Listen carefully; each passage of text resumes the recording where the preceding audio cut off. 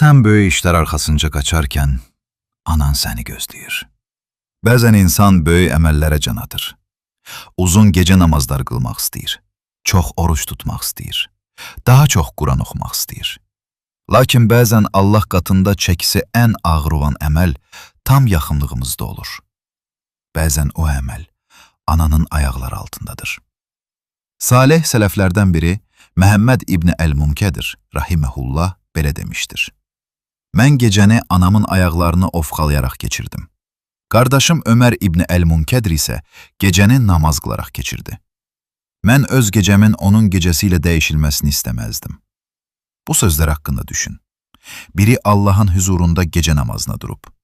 Digəri isə anasının yanında oturub, onun yorğun ayaqlarını ofqalayır, ağrısını yüngülləşdirir. Və anasına xidmət edən kəs öz gecəsini namazla keçirənlə dəyişmək istəmir. Əgər anan hələ sağdırsa, sənin hələ bir qapın var ki, bir çoxları onu artıq əbədi itirib. Onun yanına get, yanında otur, yorğun ayaqlarını ofqala, onu qucaqla, əllərindən öp, başından öp. Onun qəlbini sevindirəcək bir sözdür. Biraz yanında qal. Qoy o, hələ də övladının yanında olduğunu hiss etsin. Hətta sənin 40, 50 və ya 60 yaşın olsa belə. Və onu ağlatmaqdan çəkin. Nə qədər çox namaz qılsan da, nə qədər çox bilsən də, sən yenə də onun qarşısında boşlusan. Çünki əvvəl ana, sonra yenə ana və yenə ana və ancaq ondan sonra ata. Əgər anan artıq Rəbbinə qovuşubsa, bil ki, bugün o, sənin duana hər zamankindən daha çox ehtiyac duyur.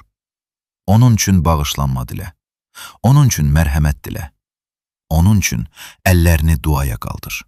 Bəlkə də məhz sənin duan onun qəbrində nur olacaq. Valideynlərə yaxşılıq etməyin daha bir qapısı da var. Bu, sənin qardaş və bacılarındır. Onlara qarşı xeyirxah ol, səhvlərini bağışla, qohumluq əlaqələrini saxla. Onlar uzaqlaşsa belə, sən uzaqlaşma. İncitsələr belə, sən bağışla. Çünki qohumluq əlaqələrini qorumaq da valideynlərə edilən ehtiramın bir hissəsidir. Bəzən Allahın razılığına gedən yol böyük və səsküylü işlərdən keçmir. Bəzən o yol, ananın ayaqları yanında keçirdiyin sakit bir axşamdan başlayır.